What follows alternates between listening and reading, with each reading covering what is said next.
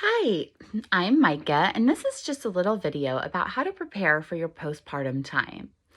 So, as we get ready for delivering or for having the baby, I think it's easy to only think about what that's going to look like the pain and the moment, and just baby's been inside you for many months and now it's ready to come out. So it's like all eyes are on that. But there's a reality that a whole nother life is beginning the moment that you have that baby. So really the birth is just the beginning. Now your whole life is going to change. So how do we approach this postpartum time, the time after the birth? The first thing I want to say is to prepare to make a container. Your life is going to change. So you want to just be aware of that. Clear your calendar. Make sure that you're going to have a nice amount of time to be off of work, to have support, to have your partner with you, to have a family member, if that's what you want. Now, I do want to say that sometimes it's like, oh, I've had a baby. I want everybody to come see that baby right now.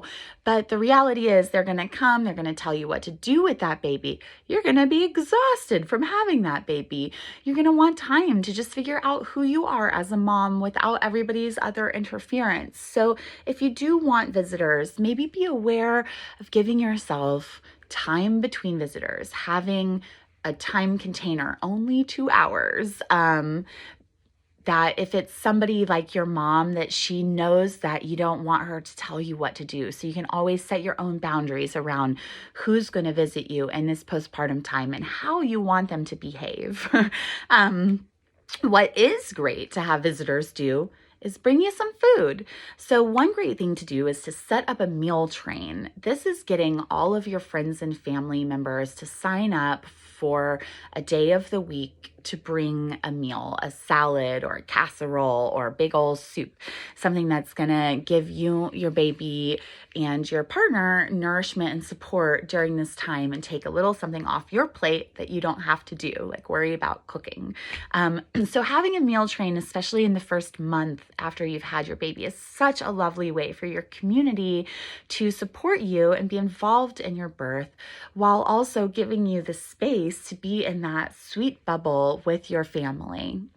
I love the idea of a 42-day bubble. This is to me a very sacred vessel to give yourself time to sink in with your family. But sometimes we only have a week. So the big things that we want to do are, one, to just like have that baby skin to skin on our bodies. So the first few weeks, like really plan to have plenty of time to just lay around. Your body is going to totally need to recover, not move, totally rest as your belly heals, as your uterus drops back into place, as you know the birthing part of your body retracts back into its normal homeostasis. And during that time, you're also going to be meeting this new life. So you're going to want easy snacks. It's going to be a little hard to feed yourself. You're going to want to just really be ready for the reality that life is going to be different. There's going to be more sleepless nights. It's going to get a little hard with your partner. You know, how do you communicate during the hard moments? Can you already have resources with each other so that, you know, like red, yellow, green. If I'm in red, I can't help anymore. I need rest, you know, or a language that, you know, please forgive me for the crazy bitch I'm gonna be, you know, but preparing yourself for the reality that this time is going to take adjustment. It's going to be different and you're going to need help because we can't do it alone. And I know sometimes we like to try. So having an idea of what is going to be a resource for you in this postpartum time. Again, then having resources like who are your care providers? Do you have a doula like me who's going to come visit you? How many visits? I like to show up right the day after birth or a day or two so that I can be there and see that you're connecting, help, just support you, maybe do a few dishes. But then also I like to come about a week later because things settle in.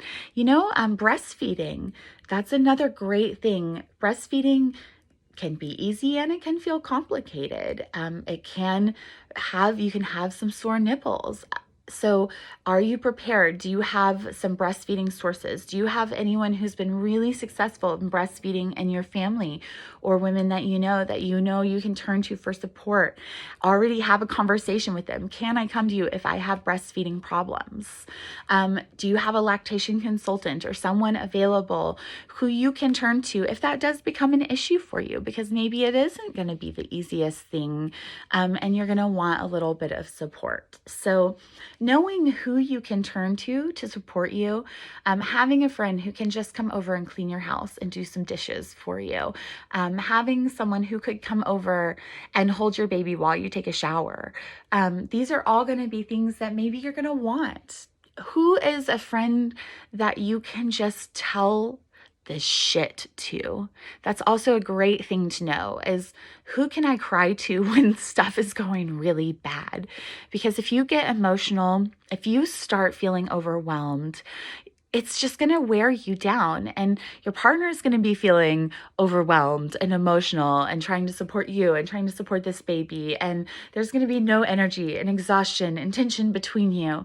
And you need that outside person sometimes to just come in and be like, hey, everything's falling apart and I can't do it.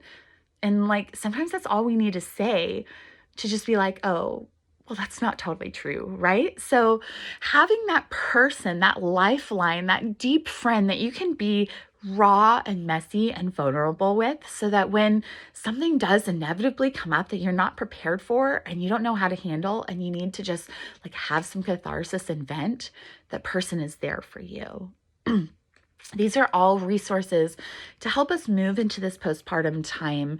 There are also beautiful postpartum courses. There is the beautiful 13 Moons course with Indie Birth that helps you prepare for your birth and for postpartum time. But definitely there are so many resources available so that you can go into this time feeling supported. But the first thing is just knowing that this is going to be a transition. You're not going to come back to the life that you've been living. Everything will change. And I think if we can recognize that and be prepared to realize that we're going to be meeting a new side of ourselves and a new baby, and these two things have to learn how to be together. So just remembering that this is a really soft time of learning, of forming this sweet family unit, and to give this time so much space, love, and compassion, while all of these things get to know each other in this brand new life that's unfolding.